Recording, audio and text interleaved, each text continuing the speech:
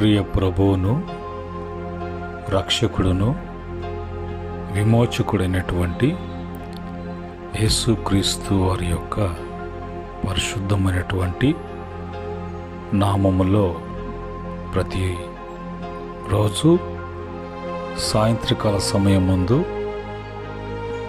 గ్రంథ ధ్యానము చేస్తూ ఉండగా ఆ క్రమములో ఈ దినము కూడా ప్రభు సన్నిధిలో కీర్తన 2వ కీర్తన 6వ చరణాన్ని ధ్యానం చేసుకోవటానికి ప్రభువారు వాతావరణాన్ని అనుకూలపరిచారు. అదే రీతిగా ఈ యొక్క వాక్యాన్ని మరి ప్రభు మాట్లాడుతుండగా, ప్రభు బోధిస్తూ ఉండగా, అనేక విషయాలు బయలుపరుస్తూ ఉండగా ఆయన మాటలను ఆసక్తితో వినటానికి, అన్వయించుకొని అనుసరించటానికి ఇష్టపడుతున్నటువంటి ప్రతి బిడ్డ కూడా ప్రభు పేరట వందనాలు, ప్రభు పేరట శుభములు తెలియచేస్తూ ఉన్నాను. ప్రియమైన దేవుని బిడ్డలారా, ఈ దినాన దేవుడు సన్నిధిలో దేవుడు మనకిచ్చినటువంటి వాక్యాన్ని మనం చదువుకొని ప్రార్థనాపూర్వకంగా మనం ధ్యానం చేద్దాం. కీర్తన 2వ కీర్తన 6వ చరణములో ఉన్నటువంటి మాటను నేను చదువుతూ ఉన్నాను. నేను నా పరిశుద్ధ పర్వతమైన సియోను మీద నా రాజును ఆసీనునిగా చేసి ఉన్నాను. కృపగల తండ్రి, దయగల తండ్రి, పరిశుద్ధుడా, మీకు వందనాలు. ఈ సమయంలో మీ మాటలను ప్రభా మాకు వివరించండి. గ్రహించినటువంటి గూఢమైనటువంటి సత్యాలను బయలుపరచండి. అవి మా ఆత్మీయ జీవితానికి, మా ఆత్మీయ అభివృద్ధికి, భక్తి జీవితంలో కొనసాగించటానికి తండ్రి సహాయం చేయమని మీ యొక్క దయగల హస్తాలకు సమస్తము కూడా అప్పగిస్తున్నాం. మహిమ తెచ్చుకోమని యేసుక్రీస్తు నామములో అడిగి వేడుకుంటున్నాము తండ్రి, ఆమేన్.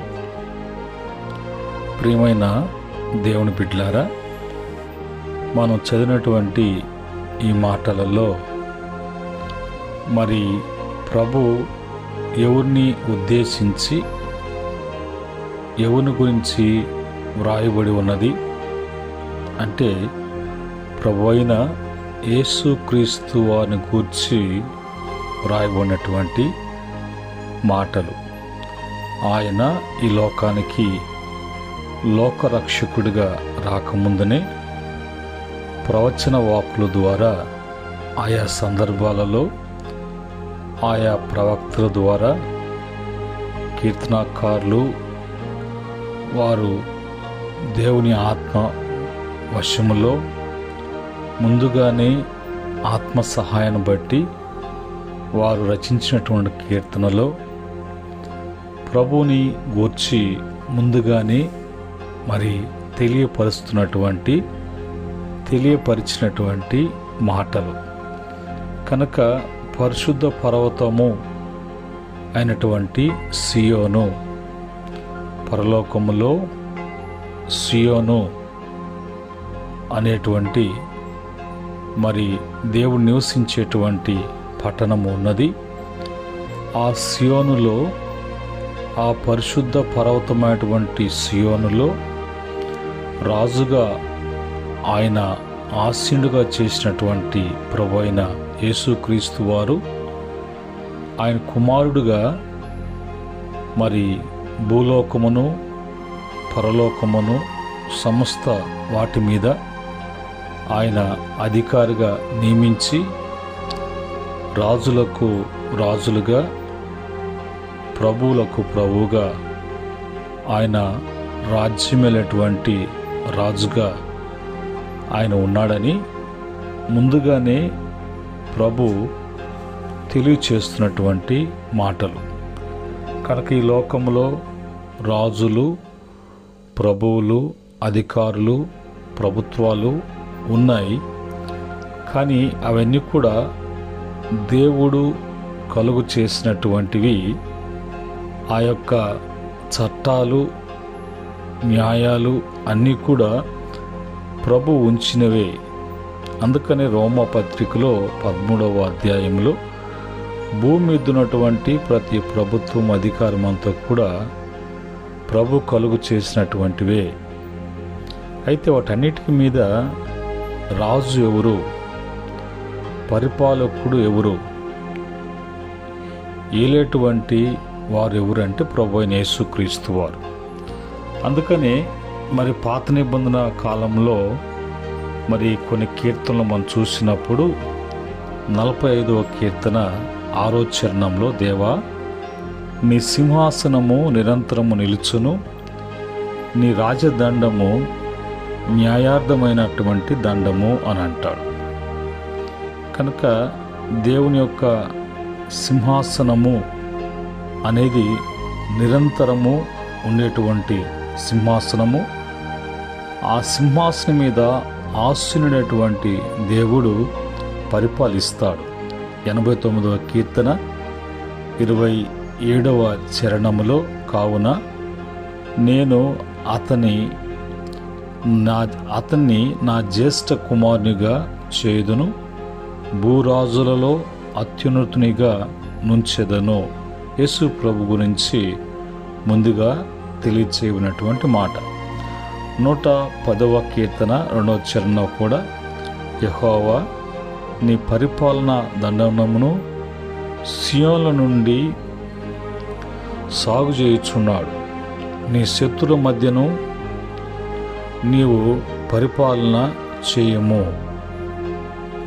ఇలాగా పాత నిబంధనలో ఉన్నటువంటి సందర్భాలలో ముందుగానే రాజ్యము, పరిపాలన చేసేటువంటి యేసుక్రీస్తు వారి గూర్చి ముందుగానే తెలియచేయబడి, ఆయన ఈ లోకానికి ఆ యొక్క రాజ్యము, రాజ్య సువార్తను తీసుకుని వచ్చి, ఈ లోకం శాశ్వతం కాదు, లోకము దాని ఆశ గతించిపోతుంది, తండ్రి చిత్త ప్రకారంగా ఎవరైతే చేస్తారో, జరిగిస్తారో నిరంతరము వాళ్ళు నిలిచి ఉంటారు. వాళ్ళకంటూ ఒక రాజ్యము ఉన్నది. ఆ రాజ్యములో మరి వాళ్ళు దేవుని బిడ్డలుగా జీవిస్తారు. ఆ రాజ్యాన్ని ఏలేటువంటి వారు ప్రభువైన యేసుక్రీస్తు అని మరి తెలియచేయబడినట్టు మాటల ప్రకారంగా యెషయా గ్రంథము 9వ అధ్యాయము 6వ వచనములో, మరి యేసు ప్రభు ఆయన ఈ లోకానికి మానవుల యొక్క రక్షణ కొరకు, వారు పాపానికి, పాప శిక్షకు, పాప దోషములకు, అపరాధములకు, పతన అవస్థలోకి మానవుడు ప్రవేశించకుండా వారందరినీ కూడా రక్షించటానికి యేసు ప్రభువుని గురించి ఇక్కడ రాయబడినటువంటి మాటలు. ఎలయనగా మనకు శిశువు పుట్టెను, మనకు కుమారుడు అనుగ్రహించబడెను, ఆయన భుజం మీద రాజ్యభారముండును, ఆశ్చర్యకరుడు, ఆలోచనకర్త, బలవంతుడైన దేవుడు, నిత్యుడగు తండ్రి, సమాధానకర్తయగు అధిపతి అని అతనికి పేరు పెట్టబడును అని ముందుగానే తెలియచేయనటువంటి మాట.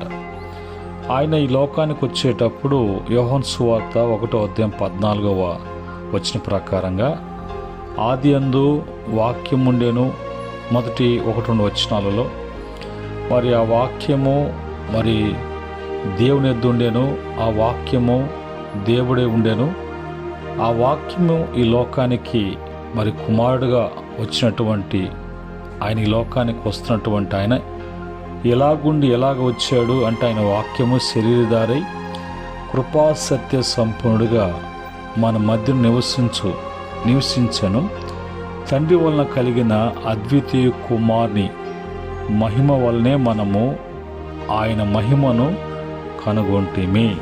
ఇవంతా కూడా మరి ప్రభు ఆయన రాబోతున్నాడు, ఆయన ఈ లోకానికి వచ్చి మానవులందరూ కూడా రక్షించబోతున్నాడు. ఆ రాజు కుమారులుగా, రాజులైనటువంటి యాజక సమూహముగా ఇవన్నీ కూడా చేయటానికి, ఇవన్నీ జరిగించి తండ్రి చిత్త నెరవేర్చి తండ్రి ఇచ్చినటువంటి అధికారాన్ని బట్టి అంతా కూడా ఏలుబడి చేయటానికి యేసు ప్రభువారు ఈ లోకానికి వచ్చినట్లుగా ముందుగానే దానియేలు గ్రంథము 7వ అధ్యాయం 14వ వచనంలో కూడా సకల జనులు, రాష్ట్రములను, ఆయా భాషలో మాట్లాడు వారును ఆయనను సేవించున్నట్లు ప్రభుత్వమును మరి మహిమయు ఆధిపత్యమును ఆయనకి ఇవ్వబడెను. ఆయన ప్రభుత్వము శాశ్వతమైనది, అవి ఎన్నటికీ తొలగిపోదు. ఆయన రాజ్యము ఎప్పుడునూ లయము కాదు. ప్రభు గురించి ముందుగానే ఆ రాజ్యము శాశ్వతమైనటువంటి రాజ్యం, నా యేసు రాజ్యం శాశ్వతమైనటువంటి రాజ్యం. ఆ రాజ్యానికి మన వారసులము, ఆ రాజ్య నివాసులము. మనల్ని ఏలేటువంటి రాజు యేసు ప్రభు వారు. మనమంతా కూడా దేవుని బిడ్డలుగా, మనము కూడా ఆ యొక్క రాజు బిడ్డలముగా ఆ రాజరికము చేసేటువంటి దినాలు మనకు త్వరలో యేసు ప్రభు ద్వారా మనకు అనుగ్రహించబడుతున్నది. కనుక ఈరోజు ఆ యొక్క స్థితి, ఆ యొక్క వారసత్వం పొందుకోవాలి అని అంటే ఈ లోకం నుంచి ప్రత్యేకించబడినటువంటి వారమై మరి ఈ యొక్క మూర్ఖులకు, ఈ తరము వారితో పాలుపంపులు కలిగి ఉండకుండా, లోకముతో ఎలాంటి పాలుపంపులు లేకుండా ప్రత్యేకించి ప్రభు ఇచ్చినటువంటి మరి రక్షణ, నీతి, మరి ప్రభు ఇచ్చినటువంటి ఆ విశ్వాసము, ఆ భక్తి, ఆ యొక్క కట్టడలు, నియమములు అనుసరిస్తూ ఇహలోక మాలిన్యము అంటకుండా భక్తి జీవితాన్ని జీవించటానికి ఒక దినాన మనము ఆ రాజ్యానికి, ఆ యొక్క రాజు యొక్క పరిపాలనలో మనము దుఃఖము, ఏడుపు అనేది లేకుండా సంతోషిస్తూ యుగయుగాలు రాజు బిడ్డలుగా సియోన్లో మనము నివసించబోతున్నటువంటి ఆ యొక్క యోగ్యత యేసుక్రీస్తు వారి ద్వారా మనకు అనుగ్రహించబడి ఉన్నాయి. ఇందును బట్టి మనము లోకముతో, లోక సంబంధమైనటువంటి మనుషులతో, లోక సంబంధమైనటువంటి కార్యాలలో ఏట్లో కూడా మనము పాలుపంపులు కలిగి ఉండకుండా మనకిచ్చినటువంటి రక్షణ, పరిశుద్ధత, మనకిచ్చినటువంటి వాక్యము, విశ్వాసము, భక్తి జీవితము ఎక్కడూ కూడా అపవిత్రపరచకుండా, మలినము కాకుండా, లోకముతో కాంప్రమైజ్ కాకుండా, ఎన్ని వ్యతిరేకతలు వచ్చినా నీతిమంతులకు కలిగేటువంటి ఆపదలు అనేకముగా ఉన్నవి. వాటన్నిటిలో నుంచి ప్రభు తప్పించేవాడుగా ఉన్నాడు. కనుక మనము మరి క్షణకమైనటువంటి ఆవేశము, శ్రమలు, ఏదో కొన్ని ఒడిదుడుకులు అనేది అపవాది వలన కలిగినప్పటికీ కూడా యేసుక్రీస్తు వారు ఎప్పుడు కూడా మన పక్షముగా ఆయన మనకు తోడుగా ఉండి యుగ సమాప్తి వరకు సదాకాలం నేను మీతో కూడా ఉంటానని కూడా ప్రభు చెప్పారు.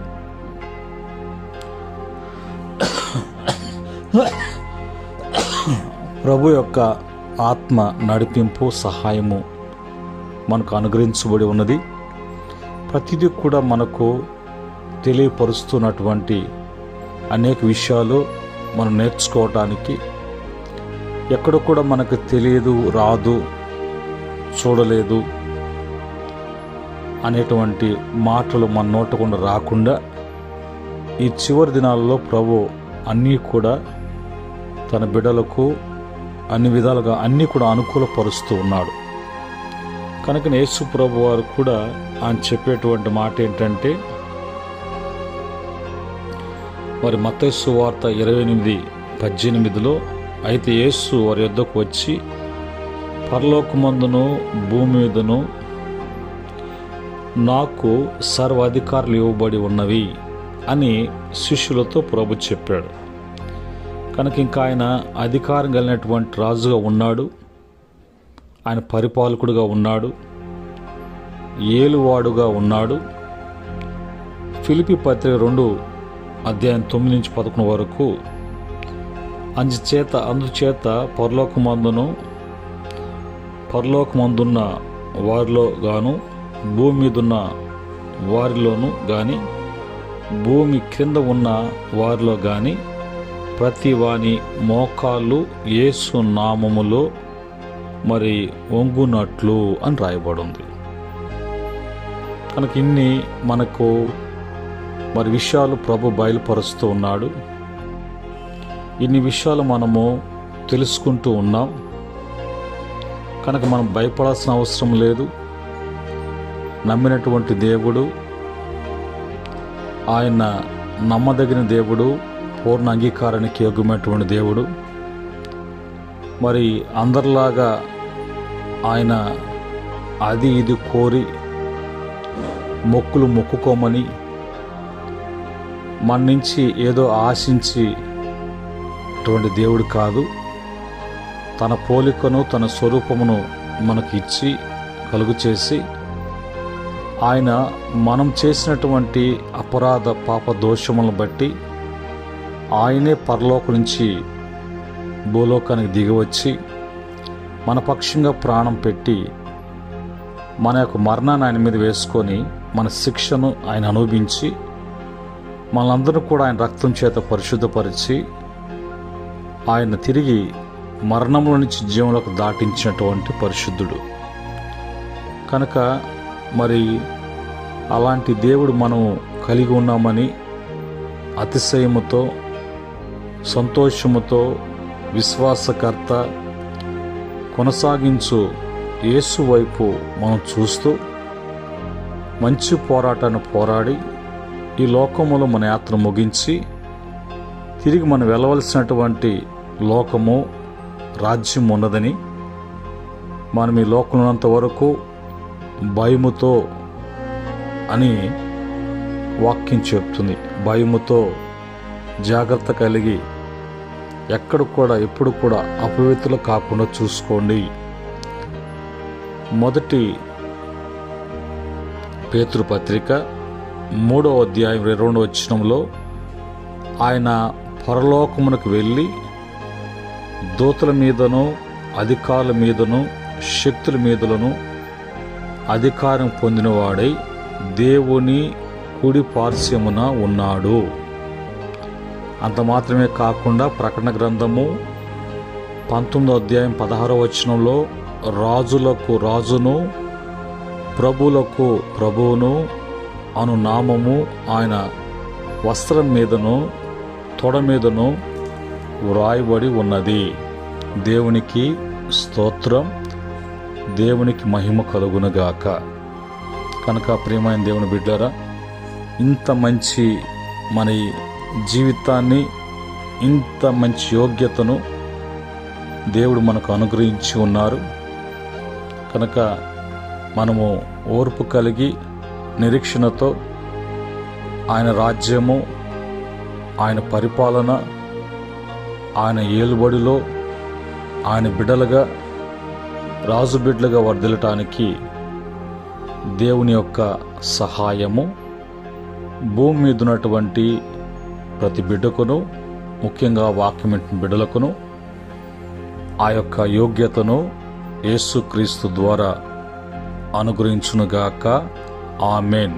కృపగల తండ్రి, పరిశుద్ధుడా, రాజులకు రాజుగా, ప్రభువులకు ప్రభువుగా, సర్వలోకాన్ని ఏలేటువంటి ఏలుబడి చేసేటువంటి ప్రభు, ఈరోజు మాకు ఎన్నికైనటువంటి మా జీవితాలను ప్రేమించి యేసుక్రీస్తులు వెలిగించి రక్షణలో స్థిరపరిచి కృపను బట్టి నీ రాజ్య వారసులుగా మమ్మల్ని మార్చుకున్నందుకే స్తుతిస్తున్నాం. ఈ వాక్యం ఎంతమంది బిడ్డలు వింటున్నారో ఈ సత్యాన్ని గ్రహించి లోకాన్ని, శరీర కార్యాలను నాయన మరి వ్యర్థమైనటువంటి వేటిలో కూడా పాలుపంపులు కలిగి నష్టాన్ని, శిక్షను, నరకాన్ని నరకానికి పాత్రలు కాకుండా ప్రతి బిడ్డను కూడా రక్షించమని ఈ మాటలను బట్టి ఆదరించండి, ధైర్యపరచండి, మీ రాజ్యానికి సిద్ధపరచమని యేసుక్రీస్తు నామములో అడిగి వేడుకుంటున్నాము తండ్రి. ఆమేన్. పరమ తండ్రి దేవుని ప్రేమ, కృప, సమాధానం ఈ వాక్యం వింటున్న బిడ్డలకును, ఈ వాక్యము ఎంతమంది ప్రజల మధ్యలోకి వెళుతున్నదో ప్రతి బిడ్డకును, సకల పరిశుద్ధులకు, ఆయన దాసులకును సదా తోడే నడిపించునుగాక. ఆమేన్.